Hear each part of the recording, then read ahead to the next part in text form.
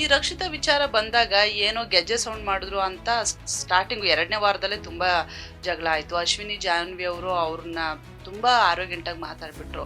Actually ಏನಾಯ್ತು, ಏನಕ್ಕೆ ಹಂಗ್ ಮಾಡಿದ್ರು ಅಂತ ನಿಮ್ಗೆ ಅನ್ಸುತ್ತೆ? ಯಾಕಂದ್ರೆ ನೀವು ಮನೆ ಒಳಗಡೆ ಇದ್ದವರು, ಹೊರಗಡೆ ಜನ ನೋಡೋರ್ಗೇನು 1000 ಥಾಟ್ಸ್ ಬರುತ್ತೆ. ಬಟ್ ಮನೆ ಒಳಗಡೆ ಇದ್ದವರು ನಿಮ್ಗೇನ್ ಅನ್ಸಿತ್ತು? ಅದೇನೋ ಅವರು ತಮಾಷೆಗೇನೋ ರಾತ್ರಿ ಟೈಮು ಅಶ್ವಿನಿ ಮೇಡಮ್ ಮತ್ತೆ ಜಾಹ್ನವಿ ಮೇಡಮ್ ಅವರು ಗೆಜ್ಜೆ ಅಳ್ಳಾಡಿಸ್ತಾ ಇದ್ರು ಏನೋ ಒಂದು.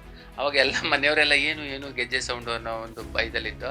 ಆಮೇಲೆ ಅದು ಪ್ರತಿದಿನ ಹಾಗೆ ಆಗ್ತಾ ಇರ್ತದೆ ಕಂಟಿನ್ಯೂಗೆ. ಇಲ್ಲಿ ನಾನು ಯಾರು ಇರ್ಬೋದು ಮನೆಯೊಳಗೆ ಗೆಜ್ಜೆ ಅಳ್ಳಾಡಿಸ್ತಾರಲ್ಲ, ಯಾರು ಅಂತ ಮಲಗಿರೋ ಥರ ನಾವು ಬೆಡ್ಶೀಟ್ ಎಲ್ಲ ಹೊಚ್ಕೊಂಡು ನೋಡಿದಾಗ ಅಶ್ವಿನಿ ಮೇಡಮ್ ಅವರು ಮತ್ತು ಜಾಹ್ನವಿ ಮೇಡಮ್ ಗೆಜ್ಜೆ ಅಳ್ಳಾಡಿಸಿದ್ರು. ಅಶ್ವಿನಿ ಮೇಡಮ್ ಅವರು ಹೊರಗಡೆ ಒಂದು ಕನ್ನಡ ಪರ ಹೋರಾಟಗಾರರು, ಮತ್ತು ಮಹಿಳೆಯರ ಬಗ್ಗೆ ಒಂದು ಹೋರಾಟ ಮಾಡ್ತಾರೆ, ಒಂದು ಒಳ್ಳೆ ಹೆಸರಿರಂತರು. ಮತ್ತು ಜಾಹ್ನವಿ ಮೇಡಮ್ ಅವರಾದರೂ ಅಷ್ಟೇ ಒಂದು ಟಿವಿ ಚಾನಲ್ಲಿ ಒಂದು ಒಳ್ಳೆ ನಿರೂಪಣೆ ಮಾಡ್ತಿದ್ದಾರೆ, ಒಳ್ಳೆ ರೈಟಿಂಗ್ ಇದೆ. ಮತ್ತು ಗಿಚ್ಚಿಗ್ಲಿನಲ್ಲಿ ಅವರು ಕಾಮಿಡಿ ಶೋ ಅದು ಮಾಡಿ ಅದರಲ್ಲೂ ಒಂದು ಒಳ್ಳೆ ಪ್ರಶಸ್ತಿನ ಪಡೆದವ್ರೆ.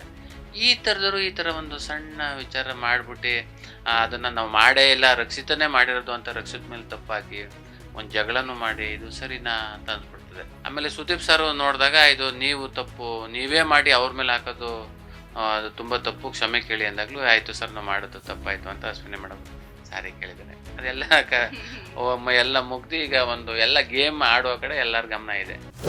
ಪೂರ್ತಿ ಎಪಿಸೋಡ್ ನೋಡಲು first view Kannada channel subscribe ಮಾಡಿ.